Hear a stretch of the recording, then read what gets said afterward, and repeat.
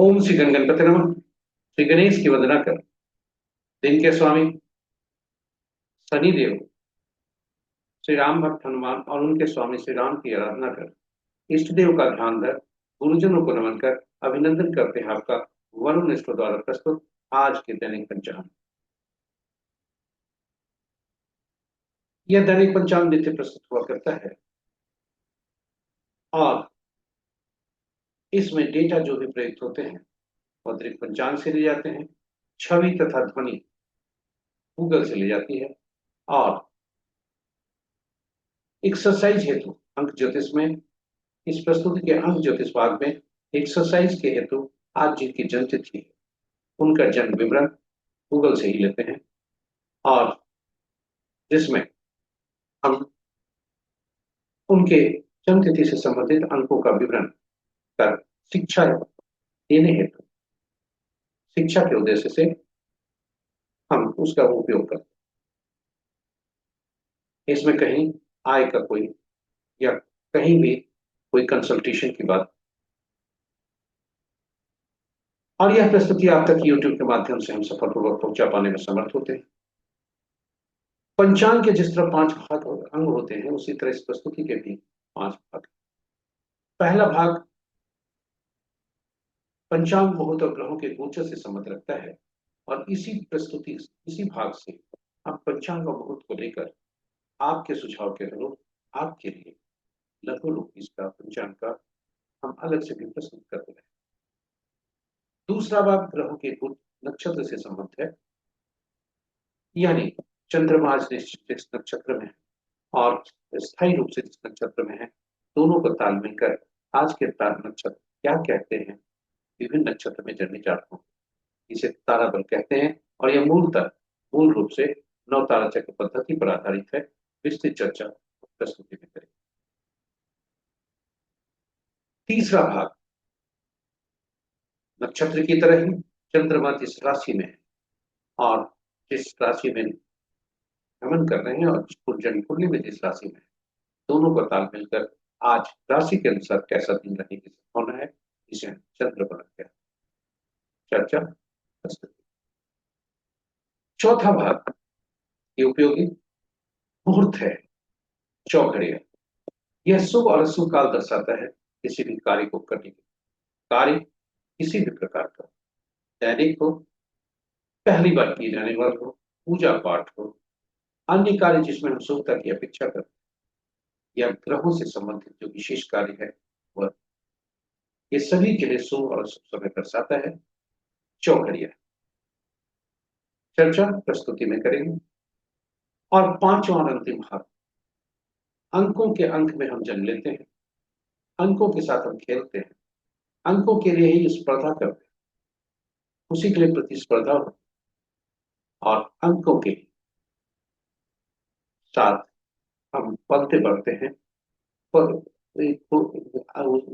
परंतु यही अंक हमारे लिए कुछ सुखदायी होते हैं, कुछ दुखदायी, कुछ समस्या लेकर आते हैं। अंकों का संबंध हमारे पिछले जन्मों से, यह जानने के लिए थोड़ी सी चर्चा, संक्षिप्त चर्चा अंक ज्योतिष पर ज्ञानवर्धन है।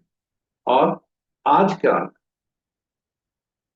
विभिन्न तिथियों में, किसी भी माह के विभिन्न तिथियों में जन्मे जातक के लिए आज का शुभता के क्या संदेश है, ये सभी आज की प्रस्तुति में हर भाग आपके लिए महत्वपूर्ण होने वाला है, रोचक होने वाला है, ज्ञानवर्धक होने वाला है। कहीं जाइएगा नहीं, हमारे साथ बने रहिएगा। चलिए प्रस्तुति की तरफ चलें। इसके पूर्व पंचांग पर थोड़ी सी चर्चा। पंचांग आम बोलचाल की भाषा में शुभ और अशुभ जानने का माध्यम बिल्कुल सही है, किंतु यह उससे बढ़कर यह केवल शुभ और अशुभ जानने का माध्यम नहीं है। यह व्यक्ति की निर्णय क्षमता को सुदृढ़ करता है, आत्मबल को बढ़ाता है। पंचांग प्रकृति और ब्रह्मांड की ऊर्जा के साथ संतुलन स्थापित करने में सहायक होता है, जिससे हम सबके जीवन में शांति, समृद्धि और सकारात्मकता का संचार होता है। अतः पंचांग का अनुसरण करके हम अपने जीवन को अधिक सफल और समृद्ध बना सकते हैं। तो चलिए पंचांग की महत्ता को देखते हुए आइए हम सब पंचांग का अनुसरण करके अपने जीवन में शांति, समृद्धि और सकारात्मकता का संचार सुनिश्चित करते हुए जीवन को अधिक सफल और समृद्ध साथ ही साथ प्रस्तुति को साझा करें अपने मित्रों परिजनों तथा शुभेच्छाओं के संग, ताकि वे भी पंचांग का अनुसरण करके अपने जीवन को अधिक सफल और समृद्ध बना सके, और उनके इस प्रयास में हम सभी माध्यम बनकर होने के बाद प्रस्तुति में जय श्री राम। जय श्री राम।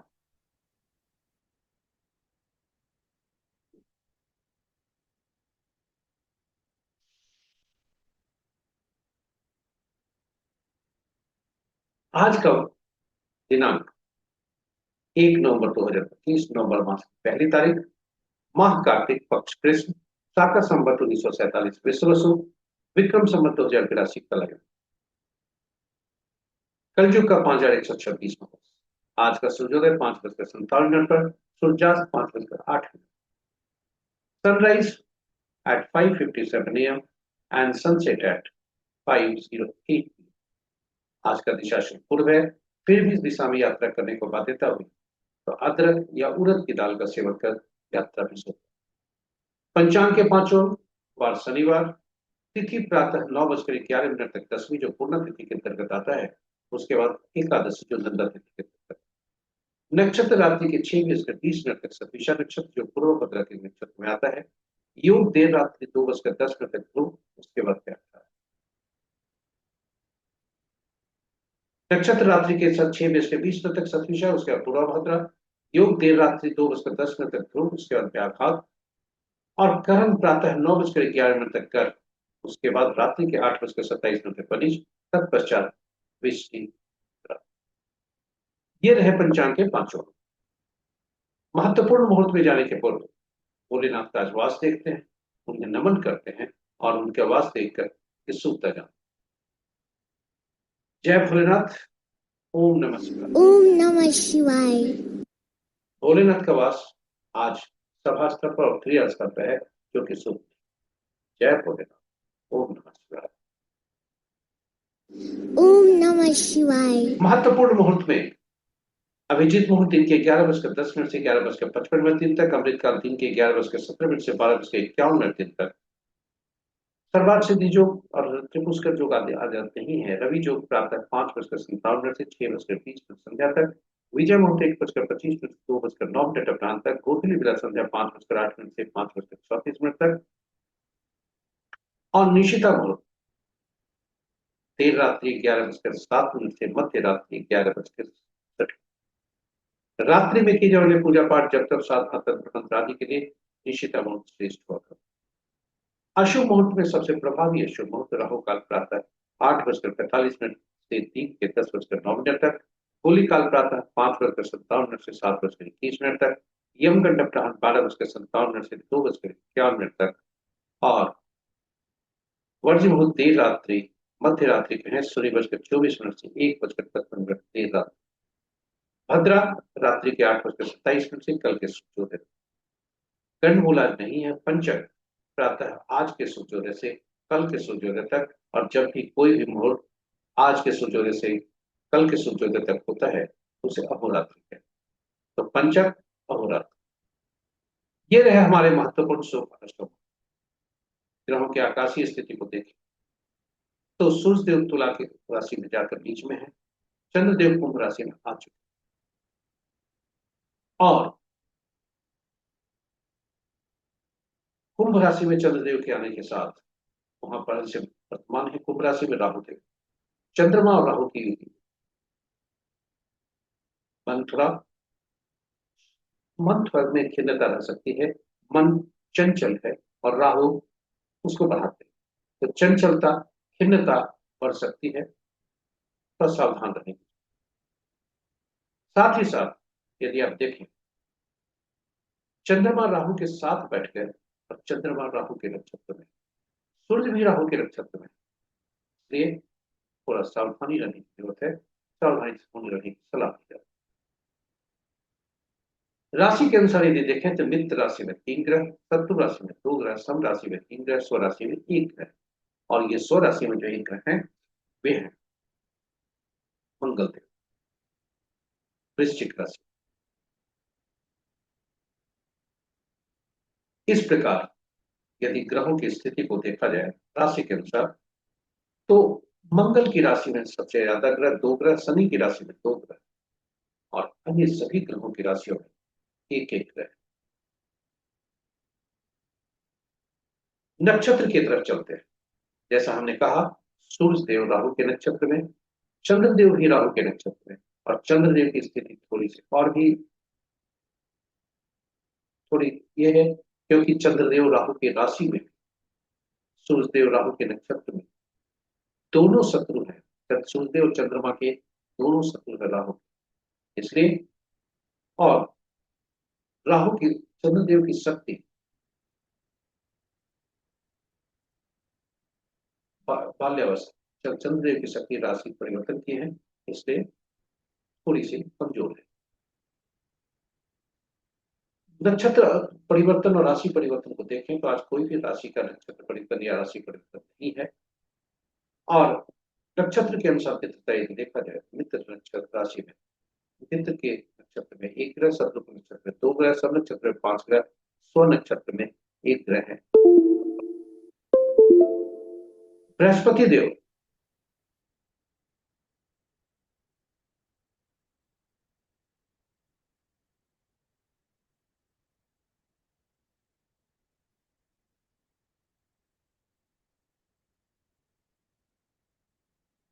बृहस्पति देव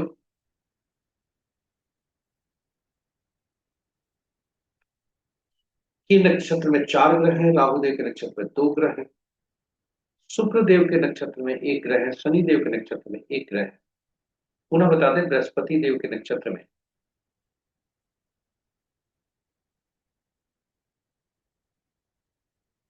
बृहस्पति देव के नक्षत्र में चार ग्रह, राहु देव के नक्षत्र में दो ग्रह, केतु सूर्य चंद्र बुध स्वतंत्र ग्रह हैं, क्योंकि इनके नक्षत्र में कोई ग्रह नहीं है। शेष ग्रहों के नक्षत्र में एक एक ग्रह।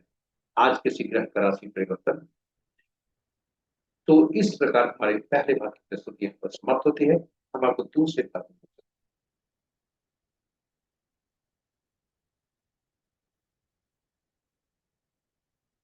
स्वागत है आपका दूसरे भाग। चंद्रमा के गोचर से संबंध रखता है यह, इसे तारा बलम कहते हैं। यह चंद्रमा जिस नक्षत्र में होता है वह, और जन्म कुंडली में चंद्रमा जिस नक्षत्र में होते हैं, दोनों का ताल मिलकर हम जानने का प्रयास करते हैं कि आज का चंद्रमा किस तारा।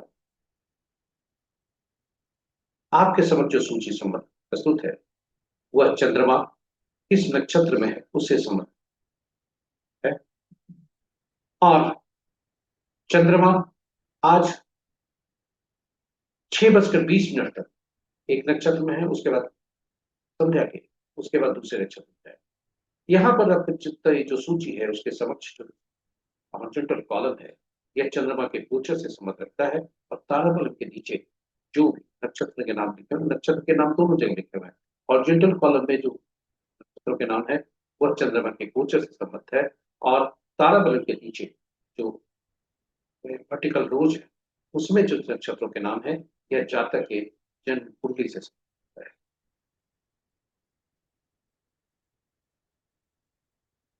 इसलिए यह उसके लिए उपयुक्त। अब हम यह देखने का प्रयास करते हैं कि चंद्रमा किसका संबंध है। कुल 9 परिस्थितियां बन सकती हैं। चंद्रमा आज किसी 9 तारा को बता सकते हैं।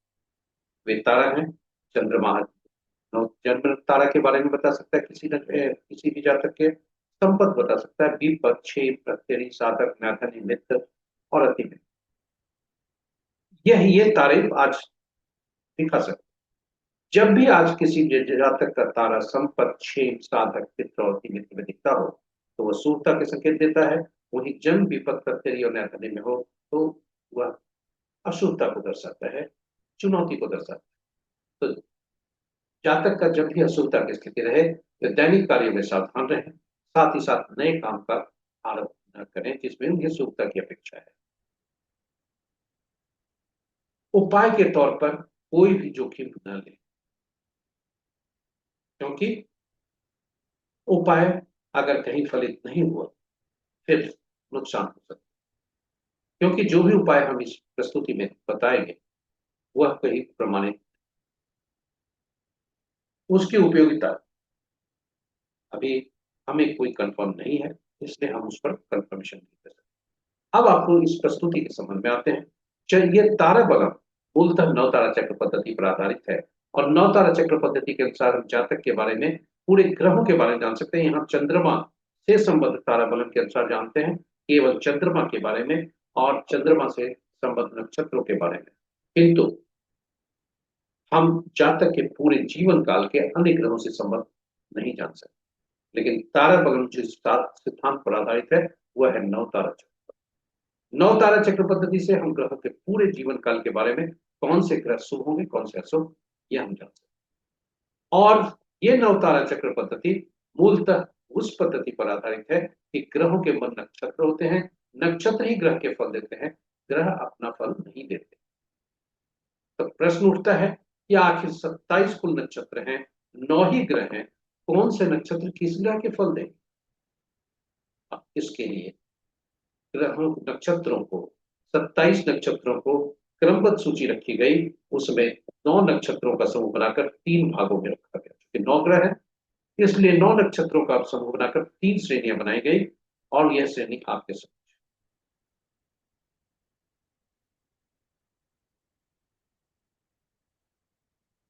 इस तरह से श्रेणी बनी। ग्रहों को महादशा के क्रम में रखा। पहला ग्रह केतु, दूसरा शुक्र, तीसरा सूर्य, चौथा चंद्रमा, पांचवा मंगल, छठा राहु, सातवां बृहस्पति, आठवां शनि, नौवां बुध। अब ग्रहों नक्षत्रों को, पहला नक्षत्र हर श्रेणी में से जो हुए, पहला, 10वां और 19वां, उनको पहला ग्रह केतु देव से संबद्ध किया गया। उसी तरह दूसरा, 11वां, 20वां नक्षत्र को शुक्रदेव, दूसरा ग्रह शुक्रदेव से संबद्ध किया गया और उनके उनसे उनका स्वामित्व दिया गया। और इसी क्रम में 9वां, 18वां, 27वां नक्षत्र का स्वामित्व बुध देव को मिला, 9 ग्रह। और यह सूची इस प्रकार बनी। यह सूची काफी महत्वपूर्ण है, फलित इसी आधार पर होते हैं, आपके लिए महत्वपूर्ण है, आप इसे सहेज कर रख सकते हैं। अब आप यही सूची से देखें आपका जन्म किस नक्षत्र में हुआ है। चलिए, आज शनि का दिन है, हम शनि से गणना रखकर,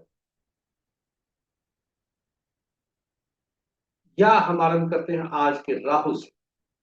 चलिए राहु से ही आरंभ करते हैं, क्योंकि आज चंद्रमा और सूर्य राहु के नक्षत्र। तो राहु के नक्षत्र में जन्मे जातक, यदि वे आद्रा, स्वाति या शतभिषा के नक्षत्र में जन्मे होंगे तो उनका पहला ग्रह राहु बनेगा। पुनः बता दें, यदि आद्रा, स्वाति या शतभिषा के नक्षत्र में जन्मे जातक होंगे तो पहला ग्रह राहु बनेंगे।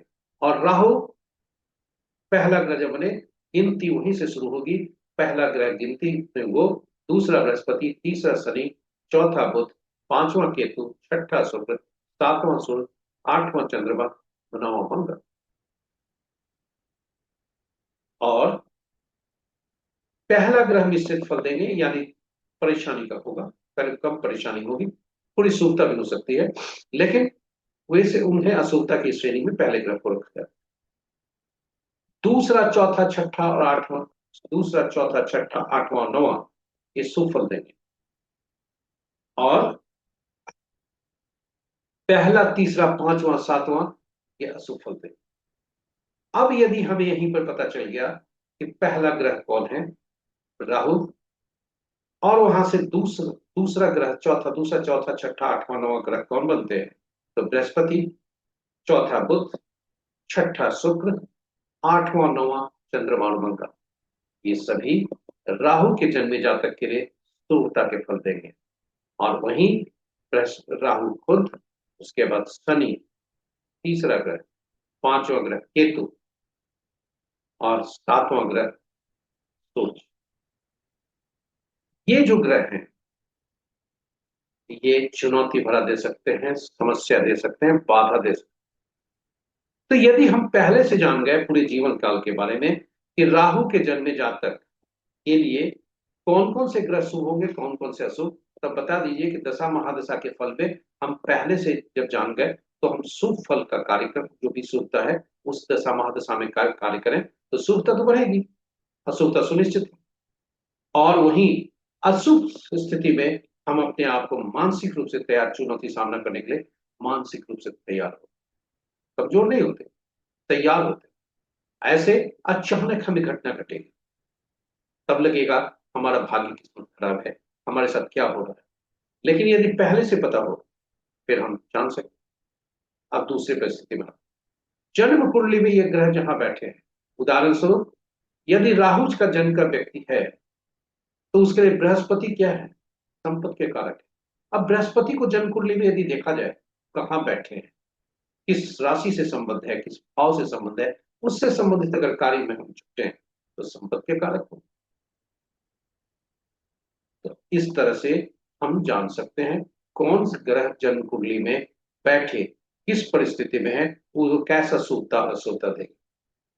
बहुत अच्छे पोजीशन में हो सकते हैं, केंद्र भाव में भी बैठ सकते हैं, किंतु यहाँ पर वह हमें पीड़ा देने के लिए आए हैं, तो फिर पीड़ा तो देंगे, तो शुभता तो कम होगी। उसी तरह से हमारे पूरे जीवन काल में विभिन्न लोगों से हमारा संपर्क होता है, पूरे जीवन काल में। आरंभ घर से ही होता है, और जब आरंभ घर से होता है, तो फिर और समाज, परिवार, समाज, रिश्तेदार, फिर कार्यालय, कार्यस्थल, पार्टनरशिप आदि आदि बहुत जगह से संपर्क लोगों से होता है। इस कुछ लोगों से हमारा ज्यादा संपर्क होता है। ऐसे लोग जो हमारे लिए राहु के जन्म नक्षत्र में अगर व्यक्ति हैं, और हमारा संपर्क ऐसे व्यक्ति से हुआ जो बृहस्पति, बुध, शुक्र, चंद्रमा और मंगल के नक्षत्र में जन्मे जातक होंगे, तो हमारे लिए तो फायदा फायदा है। किंतु वही इसके विपरीत यदि जातक राहु, शनि, केतु और सूर्य के नक्षत्र में जन्मे जातक होगा, तो हमारे लिए तो चुनौती भरा होगा, पीड़ादायक होगा, बाधक होगा। और यही वजह है कि आज के युग में आप देखें कि पिता पुत्र से नहीं बनती, या पिता पुत्र को गोली मार देता है, या आपस में किस तरह से कटता है, यह पूर्व जन्म का ही फल है, और वो ऐसा नक्षत्र से संबंध। एक बात और बताते हैं, राहु, अगर राहु में जन्म जातक का जन्म हुआ है, ज्ञान के लिए बात है कि राहु के नक्षत्र में यदि जातक का जन्म हुआ है, जैसे सास उदाहरण में देख रहे हैं, तो उसकी मृत्यु भी पिछले पर जन्म में राहु के नक्षत्र, राहु की दशा महादशा में एकदम निश्चित है। इसलिए आप जन्म कुंडली जब बनाएंगे, तो आपको हमेशा दशा महादशा में जब जाएंगे, तो विभिन्न सॉफ्टवेयर विभिन्न रूप से बताते हैं। उपगांश कोई बताते हैं, रेसिडुअल पार्ट बताते हैं, पिछले ये शेषांश बताते हैं। यानी अगर राहु की दशा महादशा 18 साल की है, तो वहां वो 11 साल अगर भोग करके आ गया, 11 साल 7 महीना, तो बाकी इधर भोग रहा है। इसलिए शेषांश भोगांश रहता है। चलिए अब हम प्रस्तुति में चलते हैं। आज का ताराबल क्या क्या है? आज का नक्षत्र यह बताता है कि आज चंद्रमा आर्द्रा नक्षत्र में रहेंगे। हमने इसी नक्षत्र से बातें की है, इस आर्द्रा नक्षत्र में चंद्रमा रहेंगे, और फिर वे पुनर्वसु, पूर्वा भाद्रपद, पूर्व सतभिषा नक्षत्र में रहेंगे, और सतभिषा नक्षत्र से वे पूर्वा भाद्रपद में जाएंगे।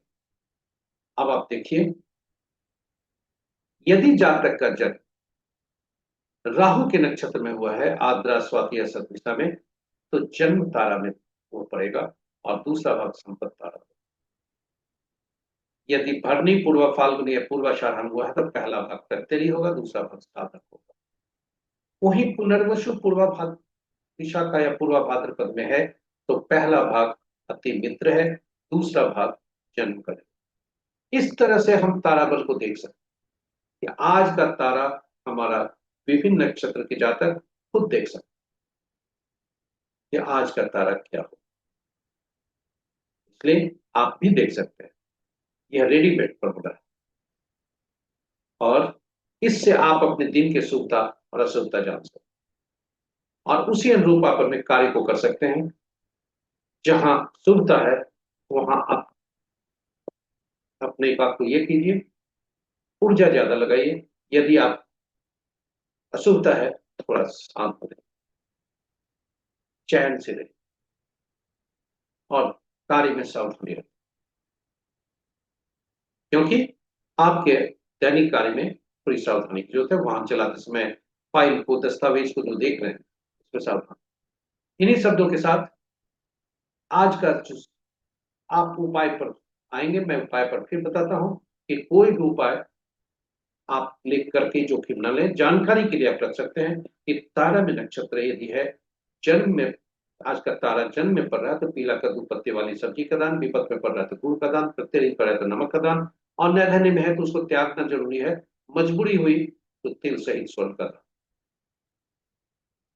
यह केवल जानकारी के उपयोग के लिए। अब आप हमको हम आपको ले आए हैं राशि के अनुसार। आज राशि का जो गोचर है चंद्रग्रहण उसके अनुसार कैसा दिन। तो चंद्रबलम के अनुसार चंद्रमा आज कुंभ राशि में है और गोचर नहीं कर, आज का राशि परिवर्तन नहीं है। इसलिए मेष, वृषभ, सिंह, कन्या, धनु और कुंभ राशि के जातक के लिए आज के दिन शुभता के संकेत मिल रहे हैं। तेईस राशि वाले थोड़ा सावधान रहें, इष्ट देव का ध्यान रखें, दैनिक कार्यों में सावधानी रखें, दिन आपका शुभ। इसे आप चंद्रमा अपनी राशि चंद्रमा के अनुसार देखें। याद रखें, चंद्रमा जिस नक्षत्र राशि में होते हैं जन्म कुंडली में, वही आपकी राशि होती है, लगन के अनुसार नहीं देखें।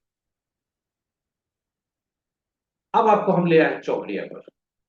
चौघड़िया एक प्रकार का मुहूर्त है, शुभ अशुभ काल दर्शाता है। किसी भी कार्य को करने के लिए इसका उपयोग किया जाता है, चाहे वो पूजा पाठ हो, दैनिक कार्य हो, ऐसे कार्य जिसमें हम शुभता चाहते हैं, या ग्रहों से संबंधित कार्य, शेष पर यह है। किंतु चौघड़िया की उपयोगिता को देखते हैं हम सलाह यही देते हैं कि जो व्यक्ति कोई मुहूर्त नहीं देखना चाहते या नहीं देख पाए हो, कम से कम अपने कार्य में शुभता लाने के लिए चौघड़िया को जोड़ते हैं। यह आपके घंटे घंटे का काल है। अब चौघड़िया पर की उपयोगिता को देखते हुए हमने आपके लिए यूट्यूब पर चौघड़िया की उपयोगिता हिंदी में और यूटिलिटी ऑफ चौघड़िया अंग्रेजी में अलग से वीडियो पोस्ट करके रखा। आप उसका उपयोग करें, आपके लिए लाभदायक। संक्षेप में बता दें कि कुल 8 चौघड़िया होते हैं। दिन के 8 चौघड़िया रात के होते हैं, लेकिन सप्ताह के दिन 7 ही होते हैं, इसलिए 7 ही चौघड़िया का नामकरण हुआ। और इस 8वां चौघड़िया जो होता है, आरंभ का जो चौघड़िया होता है, वही अंत का चौघड़िया हुआ करता है प्रतिदिन। इसलिए चौघड़िया का संबंध साप्ताहिक दिनों से हुआ, और हर सप्ताह के दिन का स्वामी अलग अलग ग्रह है, इसलिए हर चौघड़िया का संबंध ग्रहों से हुआ। और वे सभी ग्रह विशेष कार्य, विशेष उद्देश्य, विशेष प्रयोजन के लिए वो अधिकृत हैं, विशेष कार्यों के लिए। इसलिए सभी चौघड़िया का जो उपयोगिता उसकी बढ़ जाती है विशेष कार्यों के लिए। तो इस प्रकार चौघड़िया का संबंध सभी कार्यों के लिए भी हो गया, विशेष कार्यों के लिए। अब दिन का चौघड़िया जो होता है वह राहु काल, वार वेला और काल वेला से ग्रसित होता है। रात्रि का चौघड़िया काल रात्रि से ग्रसित होता है। जब भी अशुभता से यदि व्याप्त हो तो उस चौघड़िया को त्याग करना चाहिए, उसका उपयोग नहीं करना चाहिए, क्योंकि चौघड़िया का उपयोग हम अपने कार्य में शुभता लाने के लिए करते हैं, अशुभता के लिए नहीं। तो शुभता को सुनिश्चित करने के लिए इन अशुभ जो जो भी चौघड़िया है अशुभता से यदि व्याप्त हो तो उसका त्याग करना चाहिए। अब अनुभव के आधार पर और रिसर्च पर जो हमने पाया है वो आपके लिए बताते हैं। दिन सूरज का होता है, रात चंद्रमा का होता है। सूरज और चंद्रमा यही दिन और रात को चलाते हैं।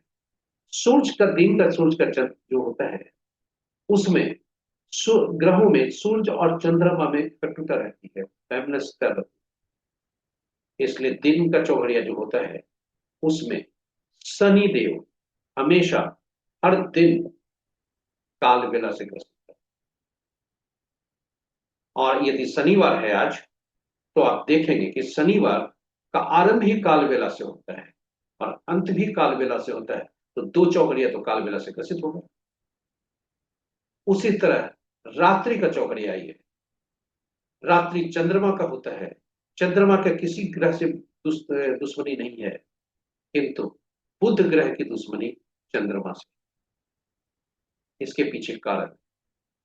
लेकिन जब बुध ग्रह की, क्योंकि उस पर चर्चा करेंगे तो लंबी हो जाएगी प्रस्तुति, चंद्रमा की बुध की जो दुश्मनी है या वैमनस्यता है, शत्रुता है, वह चंद्रमा से। इसलिए रात्रि का चौघड़िया जो होता है, लाभ चौघड़िया जो बुध का चौघड़िया है, वह काल रात्रि से ग्रसित प्रतिदिन। आज का देखें, शनि का दिन है। आरंभ चौघड़िया जो है, यह तो सिद्धांत है, आरंभ चौघड़िया जो होता है वो अंत का चौघड़िया भी होता है। तो आरंभ चौघड़िया से काल चौघड़िया से हुआ, और इसलिए काल बेला से ग्रसित है। और रात्रि का चौघड़िया लाभ चौघड़िया से शुरू होता है, लाभ चौघड़िया से समाप्त होता है, वह भी काल रात्रि से ग्रसित होता है। चलिए चौघड़िया देखते हैं। ये देखिए आपके समझ चौघड़िया। आरंभ काल चौघड़िया से, अंत दिन का, आरंभ काल चौघड़िया से और अंत काल चौघड़िया से, और बीच का रोग चौघड़िया राहु काल से ग्रसित है, और लाभ चौघड़िया दिन का वार बेला से ग्रसित है। रात्रि का लाभ चौघड़िया जो बुध का चौघड़िया है, वह आरंभ चौघड़िया है और अंत चौघड़िया है, इसलिए दोनों काल रात्रि से ग्रसित है।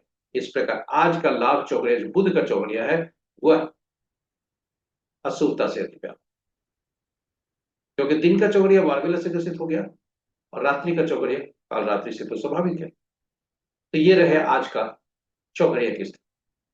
जो भी अशुभता से अधिप्राप्त स्थिति हो, वो उसे त्याग दे। हाँ, काल चौघड़िया दैनिक कार्यों के लिए उपयोगी हुआ करता है, वहां काल बेला कार्य नहीं करता। लेकिन शुभ कार्यों का आप कार्य आरंभ करना चाहें, उसके लिए परेशान कर सकते।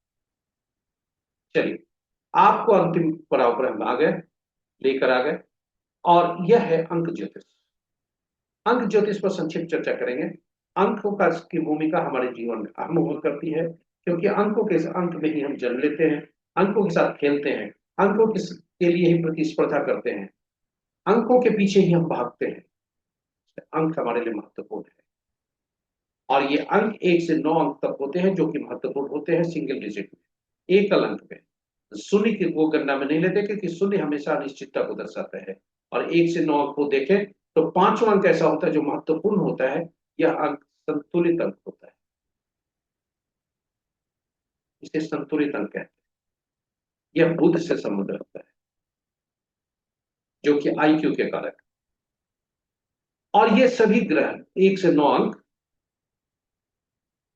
यहां आपको बताते चले कि एक एकल अंक में ही काम होता है अंक ज्योतिष में। जब भी ऐसा अंक हमारे पास मिले जिसमें एक से ज्यादा अंक प्रयोग हुए, दो या दो से ज्यादा के अंकों का समूह है, तो उनमें प्रयुक्त हुए सभी अंकों को एक साथ जोड़कर एकल अंक में परिवर्तित कर उसका उपयोग करो। यह मूल सिद्धांत अंक ज्योतिष। यहाँ कुछ हम मूल ही बात करेंगे, ज्यादा हम चर्चा में को लंबा नहीं करेंगे। इन अंकों का के शासक ग्रह अलग अलग दिन, अलग अलग ग्रह होते हैं। एक का सूर्य, दो का चंद्रमा, तीन के बृहस्पति, चार के राहु, पांचवा का बुध, छह का शुक्र, सातवां का केतु, आठवां का शनि, नौवां का मंगल। और ग्रहों की उपयोगिता, अंकों की उपयोगिता के अनुसार दिन को विशेष नाम से पुकारा जाता है। अंक और ग्रह का ताल मिलकर इनको विशेष नाम से पुकारा जाता है। एक को राजा या सरकार से, ऑफिस में कार्य कर रहे हैं तो बॉस से, दो को रानी या पार्टनर से, तीन को गुरु या काउंसलर से, चार को शरारती तत्वों से, नियम तोड़ने वाले व्यक्ति से, आपके षड्यंत्र करने वाले व्यक्ति, पांच राजकुमार से, छह मंत्री या सुख सुविधा प्रदान करने वाले व्यक्तियों से, सातवां धर्म गुरु या ऐसा व्यक्ति जिसको आगे की घटने वाली घटनाओं का प्रकृति द्वारा, ईश्वर द्वारा ऐसा पूर्वाभास हो कि आगे घटने वाली घटनाएं कौन सी हैं, वैसे व्यक्ति। आठवां समाज के नीचे तबके के लोग, हमारे अधीन कार्य करने वाले लोग, नौकर चाकर तथा न्यायाधीश। नौ सेनापति, डॉक्टर, पुलिस और खून। अब आप खुद ये बताएं, आप आपस में भी आप तालमेल कर सकते हैं कि किसका कौन दुश्मन हो सकता है, किसका कौन शत्रु हो सकता है। उदाहरण स्वरूप हमने सूर्य और शनि की बात की थी कि सूर्य और शनि चौघड़िया में हमने सूर्य और शनि की बात की थी कि सूर्य और शनि आपस में शत्रुता है। आप देखें, सूर्य का अंक 1 राजा है, सरकार है।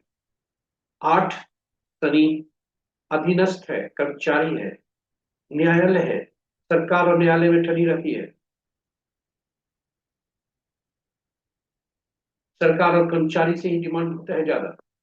सरकार सभी के लिए समान है, इसलिए सरकार को कहीं किसी से दुश्मनी नहीं, लेकिन आर्ट से ठनी रहती है, क्योंकि हमेशा वर्कर ज्यादा डिमांड करता है और सरकार उसे काम लेना चाहती है। सरकार नियमों का पालन करना चाहती है, आर्ट को नहीं करना, इसलिए ऐसे में तो ये अंकों के का अंकों और जो अंक शास्त्र और ज्योतिष शास्त्र से संबद्ध है। अब आते हैं आज का मूलांक और भाग्यांक निकालने की विधि। हमने एक तिथि ली है, जो एक तिथि यह है किसी व्यक्ति के, महान व्यक्ति की जन्म। अब ये जन्म तिथि का जो हमने कहा था कि मूला, जब भी कोई तिथि एक कोई भी अंक एक से ज्यादा अंक प्रयुक्त हो तो उसको हम एकल अंक पर परिवर्तित करते हैं। तो ईश्वर द्वारा प्रदत्त जब हम जन्म लेते हैं तो ईश्वर हमें उपहार के स्वरूप में एक अंक, कुछ अंक देते हैं, और ये अंक ऐसे भी हो सकते हैं कि कुछ अंक हम बेसिक रहे, कुछ अंक बहुत ज्यादा रहे। आज का उदाहरण इसी पर है, कुछ अंक बहुत ज्यादा रहे, कुछ अंक बेसिक रहे। तो आप जानते हैं, अभी हमने बताया था कि हर अंक का कोई ना कोई ग्रह है, शासक ग्रह है, और हर शासक वो ग्रह जो है कोई ना कोई ऊर्जा का प्रतिनिधित्व करते हैं, कोई ना कोई तत्व को प्रतिनिधित्व करते हैं। तो हमारे शरीर में, हमारे घर के वास्तु में उस तत्व की कमी होगी जो अंक हमारे पास उपलब्ध नहीं, या इस अंक जो अधिक होंगे उस अंक की अधिकता होगी हमारे पास, स्वाभाविक है उसका कुप्रभाव पर पड़ेगा। अब आइए चर्चा करते हैं आज का मूलांक और भाग्यांक निकालने की विधि का। तिथि को जोड़कर केवल हम मूलांक निकालते हैं, जो ड्राइवर होता है। तिथि माह और वर्ष को सभी को जोड़कर एक अंक पर परिवर्तित करते हैं तो भाग्यांक होता है। ड्राइवर और कंडक्टर इसे कहते हैं। मूल सिद्धांत, पूरा न्यूमरोलॉजी, पूरा अंक शास्त्र इसी ड्राइवर और कंडक्टर के इर्द गिर्द घूमता है। ड्राइवर और कंडक्टर आपस में मित्र होना चाहिए, शत्रुता तो बिल्कुल नहीं होनी चाहिए। और यही शत्रुता यदि रहती है, इससे और भी अंक निकलते हैं। एक अंक हमारा आंतरिक जो ड्राइवर है वो आंतरिक हमारा व्यक्तित्व बताता है, कंडक्टर हमें भविष्य की तरफ ले जाता है। माह और वर्ष को जोड़, तिथि और माह को जोड़ते हैं तो हमारा बाहरी व्यक्तित्व दर्शाता है वह, कि हम दुनिया को कैसे, हम क्या इंप्रेशन देते हैं। तो ये सारे अंक इससे निकलते हैं, और जो भी अंक इससे निकलते हैं वे स्थिर होते हैं, ये बदल नहीं सकते, क्योंकि ये ईश्वर द्वारा प्रदत्त अंक है। बदलता कौन अंक है, जिसे हम बता। उदाहरण स्वरूप मोबाइल अंक, मोबाइल का अंक हमने लिया, टोटल किया, आज दूसरा सिम बदल दिया। गाड़ी का अंक, गाड़ी लिए, गाड़ी भी बदल सकते। उसी तरह से बहुत सारे अंक हमारे बदलते हैं, ओटीपी, पासवर्ड आदि आदि बहुत सारी चीज, लेकिन ये अंक नहीं बदलते। अब यदि ड्राइवर और कंडक्टर में आपस में शत्रुता है या नहीं पट रही, हमें तो ये सुनिश्चित पूरे जीवन भर करना चाहिए कि ड्राइवर और कंडक्टर का शत्रु अंक हम नहीं लाए अपने जीवन। ड्राइवर और कंडक्टर का शत्रु अंक हमारे जीवन में आया, हमारे जीवन में बाधा आएगी, जीवन में थोड़ी परेशानी आएगी, उथल पुथल भी हो सकती। अब उदाहरण स्वरूप एक के साथ 8 आ गया, उथल पुथल तो हो गए। तो हम ऐसे अंक का उपयोग नहीं लाएं जीवन में जो हमारे लिए शत्रुता का बने, बाधा का कारण। प्रस्तुति लाने के आपके समक्ष रखने का यही कारण। अब आप जानना चाहेंगे कि डायनेमिक अंक हम कौन सा प्रयोग करें। जी हाँ, आप खुद पहचाने कि डायनेमिक अंक कौन सा ऐसा है जिसे हम बराबर यूज करते हैं। वह है आपका, ये तो ईश्वर द्वारा प्रदत्त हुआ, जो आपके समक्ष ये अंक है, और जो हमारा धरती के ईश्वर जो प्रदत्त करते हैं अंक, वो अंक को यदि हम ठीक कर लें और न्यूमरोलॉजिस्ट उसी अंक को सुधारते हैं, वो आपका होता है नामांक। अब आप कहेंगे नामांक कैसे, नाम में तो अक्षर हुआ, नामांक कैसे होगा। नाम का हर अक्षर महत्वपूर्ण है, और पहला अक्षर नाम का जो होता है, हमको जैसे ही कोई पुकारता है पहला अक्षर उसका प्रयोग करता है, हमारी चेतना उधर जाती है, सबसे ज्यादा ऊर्जा वो देता है। उसके बाद हर अंक जैसे जैसे अक्षर पुकारते गया वह हम रिस्पॉन्स करते हैं। और कई बार ऐसा होता है कि नाम का अंतिम अक्षर भी उच्चारण में नहीं आया है, फिर भी हम रिस्पॉन्स कर जाते हैं। ये होता है नाम की ऊर्जा, और ये चूंकि जीवन भर हर पग पग पर नाम का प्रयोग होता है, इसलिए सबसे ज्यादा ऊर्जा देता है। और नामांक हर अक्षर का अंकीय मूल्य होता है, इसलिए यह नामांक होता है। और अभी अब जो हमने कहा था, ये महान, ये कहा आज की जन्मतिथि जो है ऐश्वर्या राय की जन्मतिथि। ऐश्वर्या को है हार्दिक बधाई, जन्मदिन की शुभकामनाएं। अब आप देखें कि इस नाम में अक्षर है, हर अक्षर का अंकीय मूल्य है, और अक्षर को उसके अंकीय अक्षर को अंकीय मूल्य में परिवर्तित कर दिया गया और उसको जोड़ दिया गया। हम पूरा नाम नहीं लिए हैं। अब आप इसी चीज को देखें, इसका मूल सिद्धांत यह है अंक ज्योतिष का कि नाम का पहला अक्षर भी मूलांक और भाग्यांक का शत्रु नहीं होना चाहिए। नाम का पहला अक्षर भी मूलांक और भाग्यांक का शत्रु नहीं होना चाहिए, और नामांक भी मूलांक और भाग्यांक का शत्रु नहीं होना। ये धरती के ईश्वर द्वारा प्रदत्त अंक है, काफी उपयोगी है, आशीष भरा होता है। अब आप जानना चाहेंगे, आपकी जिज्ञासा बढ़ेगी कि आखिर शत्रु अंक कौन कौन है। जी हाँ, आइए शत्रु अंक को देखिए। ये आपके पास शत्रु अंक है, 1 के 8, 2 के 4 6 8 9, 3 के 6, 4 के 8 9 4 2, 5 के कोई नहीं, क्योंकि 1 और 9 के बीच का वो बीच का अंक है, केंद्र का अंक, वो संतुलित करता है। 6 का 3 9, 7 का 7 9 3, 8 का 1 2 9 4 8, 9 का 6 4 2 8। इसलिए कि कहा गया है 5 अंक अगर किसी की जन्मतिथि में आ जाए फिर उसके बल्ले बल्ले हैं, क्योंकि केंद्र मजबूत हो गया। इसलिए कई प्रस्तुति में हमने कहा है कि 2025 में जिस जातक का जन्म हुआ है उसको 5 अंक ईश्वर द्वारा प्रदत्त हुआ है। हम ये नहीं कहते कि बहुत भाग्यशाली होगा, ये 5 अंक उसे मिल गया है ईश्वर द्वारा। अब आप इस सूची को देखें, कुछ अंक ऐसे हैं जो अपने के ही शत्रु हैं, जैसे 4 8 7 9, 4 7 8 9, ये अपने के ही शत्रु। अब आप वहां से देखें कि ऐश्वर्या राय का मूलांक 1 था, भाग्यांक 5। आप बताएं कि आपस में तालमेल है या नहीं है। 1 का 3 के साथ संबंध है, 5 का 3 के साथ संबंध है। सफलता का राज यही है कि इसको ईश्वर द्वारा बहुत कम अंक हैं, लेकिन आप इसकी सूची को बढ़िया से बनाएं तो देखेंगे कि इनका एक अंक बहुत ज्यादा है, जो इनके लिए हमेशा कारण बनता है, इनके ईगो को हर्ट करता है, प्रॉब्लम बनता है। और इसलिए कई बार चर्चा पारिवारिक वैमनस्यता और अधिक आती है, जो व्यक्तिगत हम इसमें नहीं जाएंगे, केवल अंक ज्योतिष पर आइए। और आपके समक्ष एक दूसरी सूची भी उपलब्ध है, जो हर अंक का शत्रु अक्षर कौन है, यह नाम का पहला अक्षर नहीं होना चाहिए, इसके लिए आपको रखा है। यदि नया नव शिशु का आप नामकरण कर रहे हैं, ऐसा करें जो उसके लिए लाभदायी हो सके। इसलिए हर न्यूमरोलॉजिस्ट अंकों को पहचानने का कोशिश करता है कि आपके कौन से अंक असंतुलित हो रहे हैं, और इसके लिए नाम का सहारा लेता है। तो ये रहे आज की नई प्रस्तुति ऐश्वर्या राय का। और एक टिप्स देता हूं, अब ये साल कैसा बीतेगा, यह यदि आप जानना चाहते हैं तो पूरे तिथि में जो ईश्वर द्वारा प्रदत्त अंक है, तिथि माह और वर्ष को लीजिए। तिथि माह को छोड़ दीजिए, उसको छेड़िए नहीं। वर्ष को खाली आप बदल दें और वर्तमान वर्ष को डाल दें, और फिर पूरे अंकों को जोड़ें। यदि वह मूलांक और भाग्यांक का मित्र निकला, तटस्थ निकला, तो 3 साल अच्छे जाने की संभावना है। यदि शत्रु निकला तो फिर संभावना। अब आप देखें इनके ये का, तो 2025 4 दे रहा है, 1 1 2 3 वहां है, ये 3 अंक दे रहा है, यानी इनका जो पर्सनल ईयर है 3 है। किंतु यह रनिंग एज भी देखा जाता है, रनिंग एज आपका शत्रुता का अंक है, 53वां साल इनका ऐश्वर्य का है, यह 8 अंक दे रहा है। यह क्या देगा, पूरी परेशानी है। रिजल्ट कम देगा, आपस में अपने ही शत्रु अपने बने रहेंगे, विचार में कुछ ये आएगा, इस तरह से कुछ समस्या आ सकती। हम ये अभी कुछ हम भविष्यवाणी नहीं कर रहे, लेकिन संभावना ही है। इसलिए ये उदाहरण के तौर पर शिक्षा के उद्देश्य से हमने यह रखा।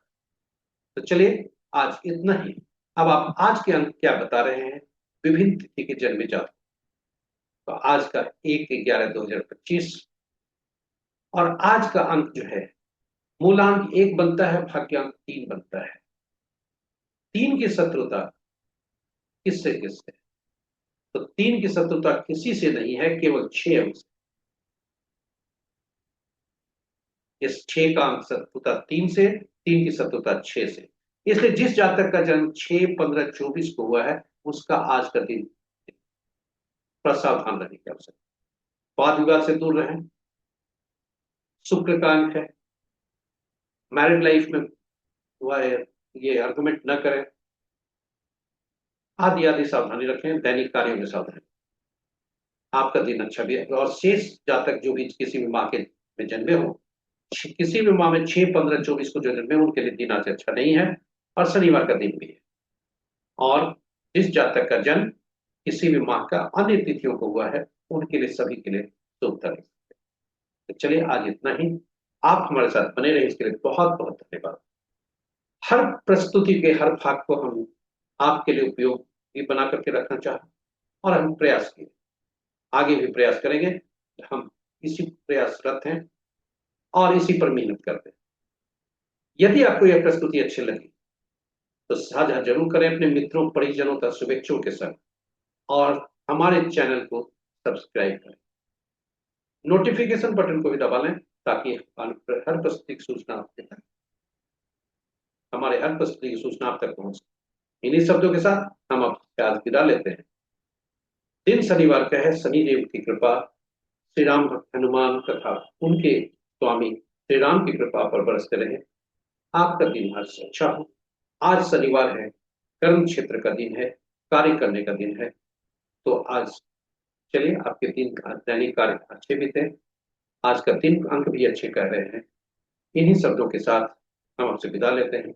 जय शनिदेव, जय श्री राम, जय हनुमान।